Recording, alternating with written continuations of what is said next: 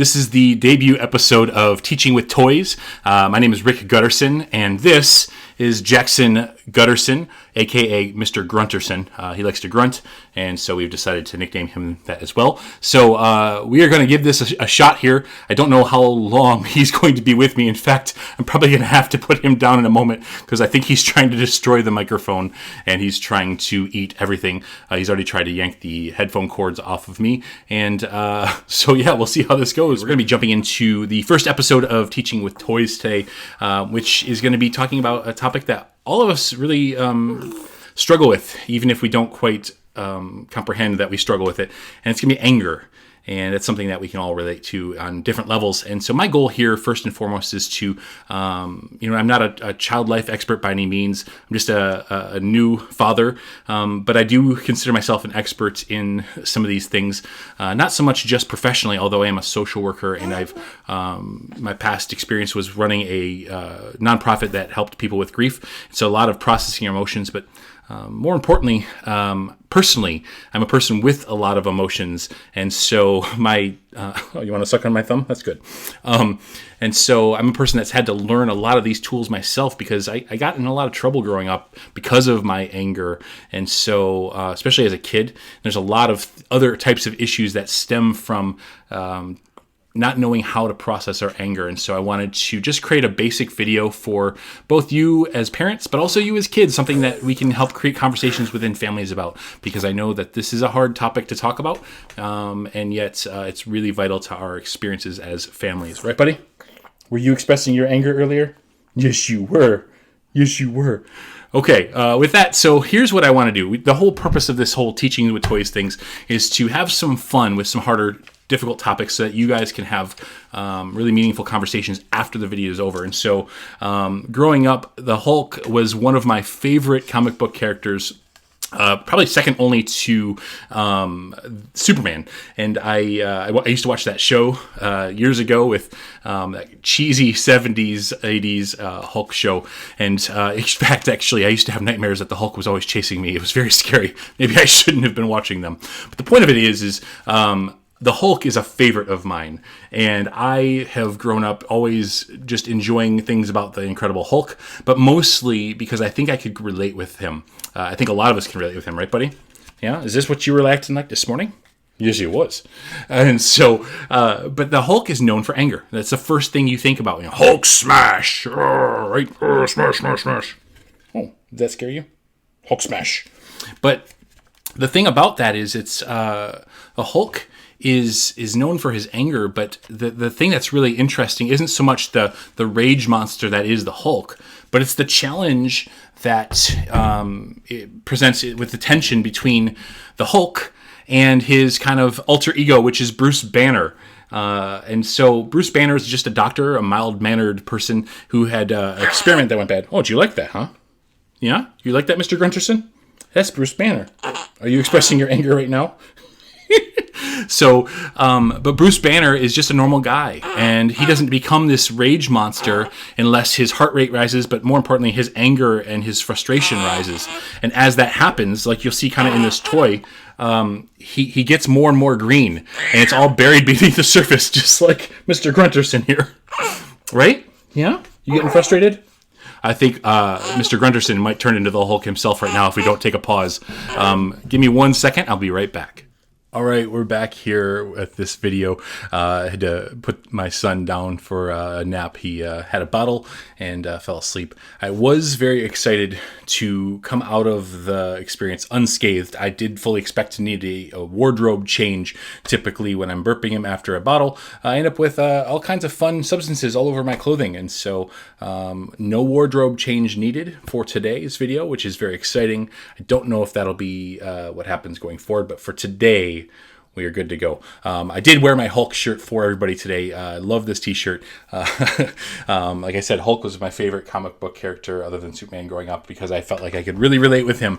And so I wanted to wear this shirt in honor of that as well. So here's what we're going to do. We're going to keep this simple today. I want to just kind of walk through a couple of questions because, again, the issue isn't so much, hey, am I angry?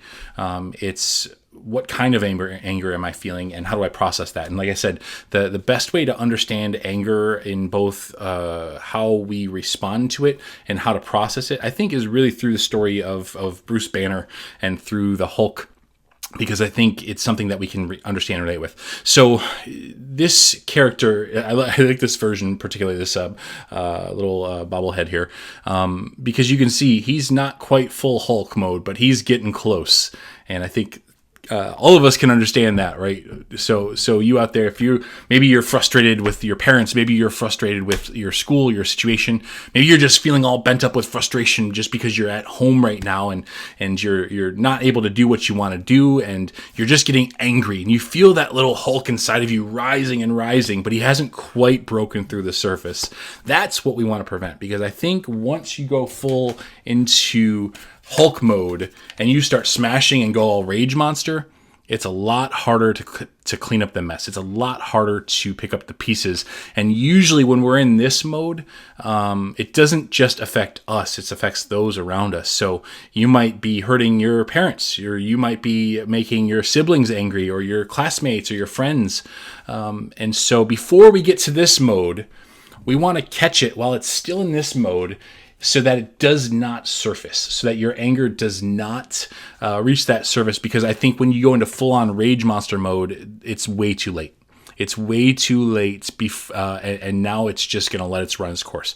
Parents, for you, same thing. If your child is in full-on rage monster mode, giving them a practical lecture of you shouldn't be angry, it isn't going to be helpful, because they've already reached that pinnacle. And so we want to create some tools and some discussion that's going to help lower that anger before it gets to that point. At that point, we need to kind of let it run its course in a productive and healthier way without destroying things around us. But our goal for this conversation today is to help bring it down. The best way that I've understood to deal with anger is actually a tool I created a while ago. I don't have the production level on this video like I'd like to have. Otherwise, I'd have like a video graphic of it right now. So you're gonna have to settle for a sheet of paper that I made a while back. But it's my Hulk meter. And when you think about a thermometer, right, you've got 0 down here, you've got 10 on here, just like that Bruce Banner toy with this. It's a process. And so I kind of created this tool both for myself, like I said, but also for helping others kind of process their anger and understanding it in a very simple, practical way. So when we're in these areas right here, this 0 through 4, 0 through 5 area, that's going to be kind of the normal safe zone. We might get angry or we might get frustrated. But at the same time, it's not bubbling to the surface where we're going to explode and go level a city and go full on Rage Monster Hulk mode, right? We still have the ability to control it here. The challenge is when it starts to rise in that 5, 6, 7 range, like this caution area. And you start to go, okay, what are the warning signs that I might be going into the Rage Monster? I might have that green starting to creep up my face here, and I need to change something, right?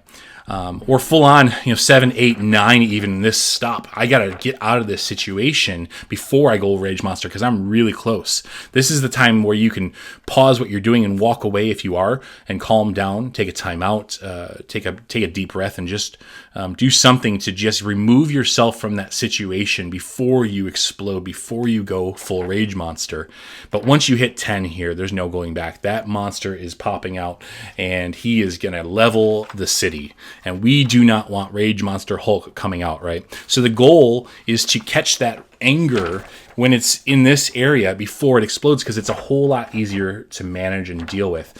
And like I said, this is something that all of us, no matter what age we are, whether we have kids or not, can understand and identify with, right? So if most of the content, the questions I'm going to talk about here are really if you're in that, 5, 6, 7, 8 range, 9 range, and if you're in a 10 range, just maybe ahead of time, you should have, actually, this is a really good analogy I didn't think about ahead of time. This is getting super nerdy, and I don't have the toy with me, but there was a character in one of the Marvel movies called the Hulkbuster, and Iron Man had set it up. If Bruce Banner ever lost control and they couldn't stop him, he had put some precautions in place to prevent the Rage Monster from fully leveling an entire city, and he did his best to control that, but he had to prepare for that ahead of time. Had he waited till Hulk was in this full-on destruction mode to create the Hulkbuster, there was no chance it would be working. But because he had done preparation ahead of time, he was able to have the Hulkbuster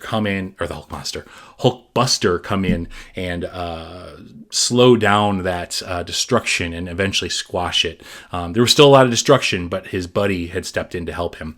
And so we can talk more about that in another video, but really the goal is to put these tools in place and put some security and pieces in place to help us not get to that level. But if you do get to that level, hopefully in some of our preparation, you've got someone that can help you calm down and get you out of there without causing all the destruction.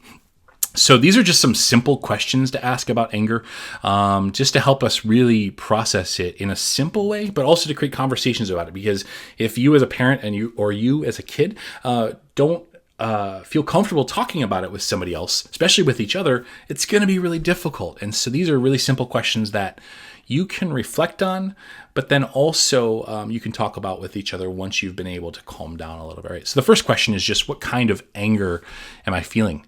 Because there's so many different types of anger. We automatically think about our rage monster friend, right? And, rage and explosive anger that causes a lot of destruction.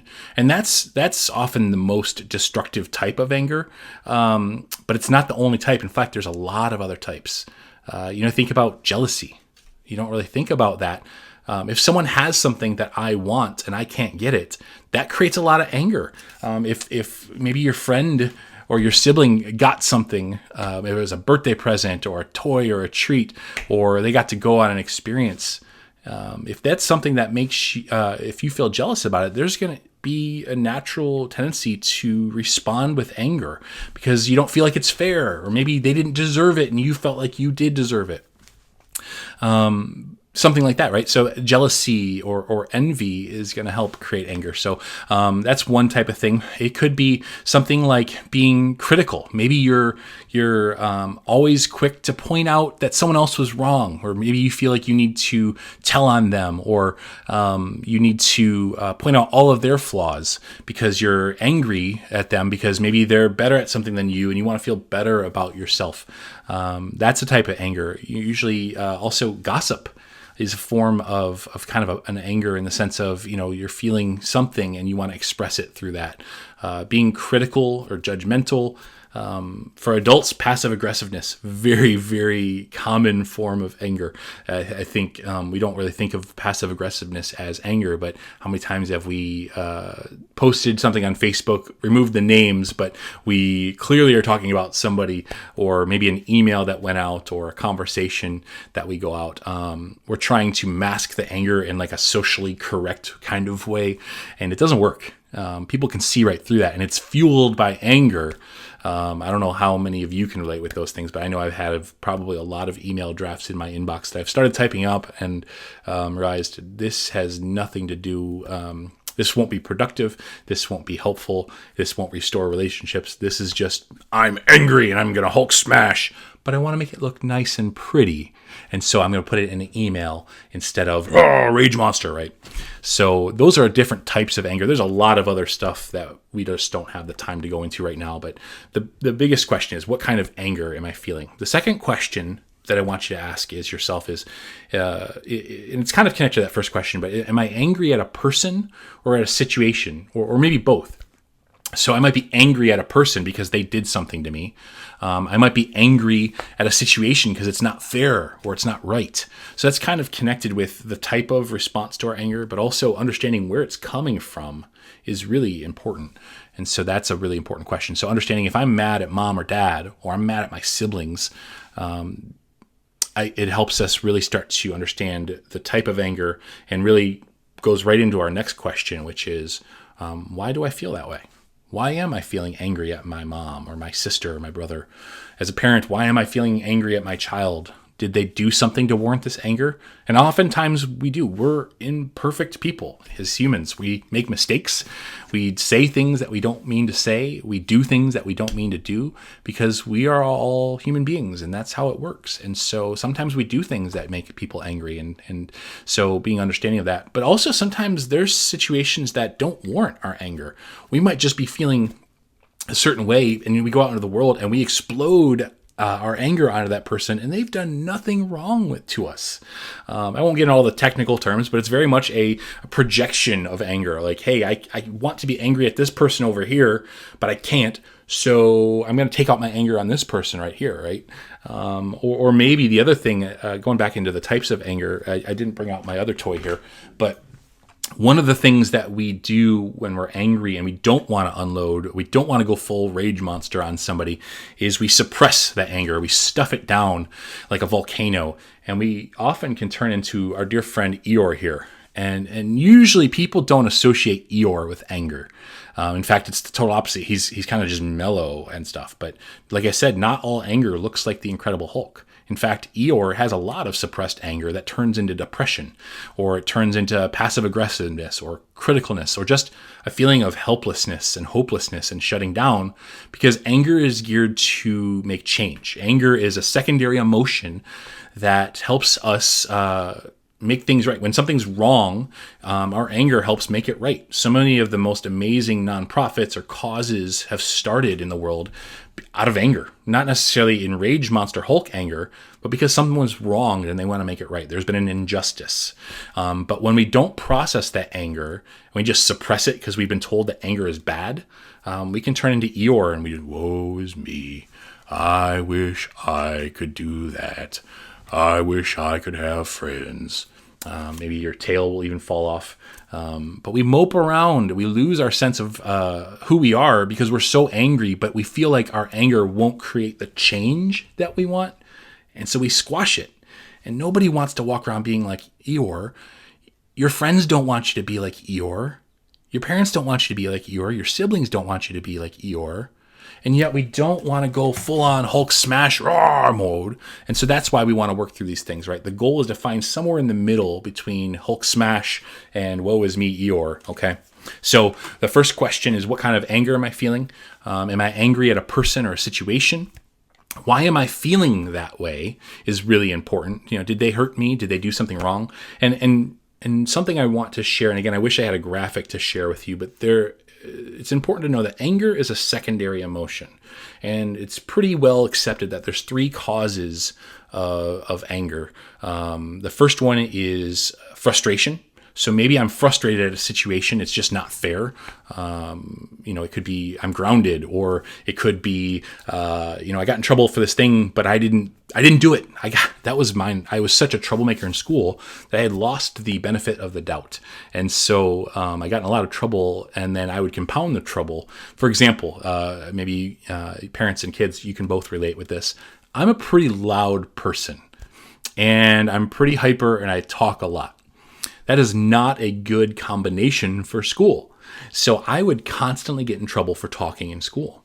But the thing that would make me really angry was when everyone in the classroom would be talking, and the teacher would turn around and say, "Rick, you got to stop talking." And I would lose my mind, because I'm like, there are 20 other students in this room talking right now, and you singled me out. Why? And it turns out it's because I'm louder than everybody else. So if the teacher has their back to the classroom, of course they're going to hear me because I have a louder voice than other people. It wasn't until I think my junior year in high school where my vice principal pulled me aside and she shared this, and she said, "You're right. This isn't fair." And she actually had a conversation with the teachers in my school, and she had said, "Look, if Rick's talking and he's not supposed to be talking, give him a detention, a warning, or whatever.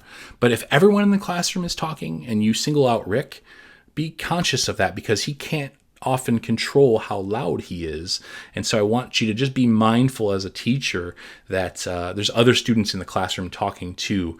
And that to me made such a big difference, because it was one of the first times I felt understood as a student, and I really respected that teacher, or that principal who became a teacher later on, and it meant a lot. I still remember that 25 plus years to today, because it meant a lot. But the point of it is the frustration would lead to so much anger of, this isn't fair.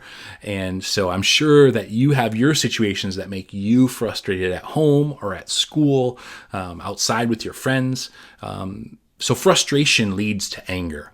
That's the first type of situation that causes anger. The second one is fear. We're afraid of something. Think about an animal, a wild animal who's afraid, and maybe they're backed into a corner.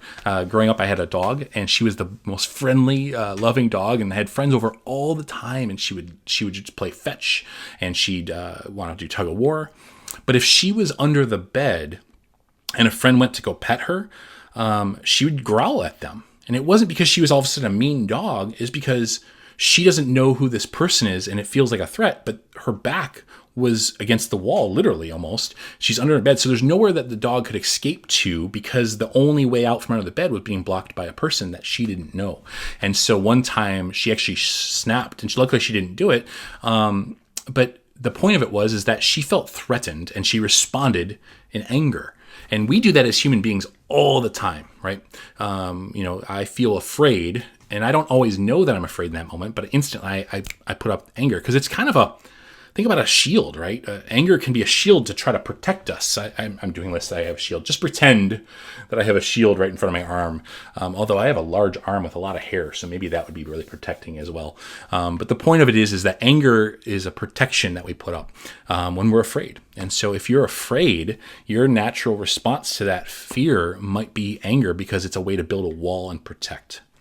The third kind of underlying source of anger is hurt, when we've been hurt. Someone said something, maybe there's a bully in school, maybe your friend or your siblings said something mean to you and it hurt your feelings. And so you responded by punching them, or you responded by throwing something at them. It's not so much that you were angry, it's that you responded in anger to being hurt. And oftentimes we get hurt in this world. Sometimes the hurt is even deeper.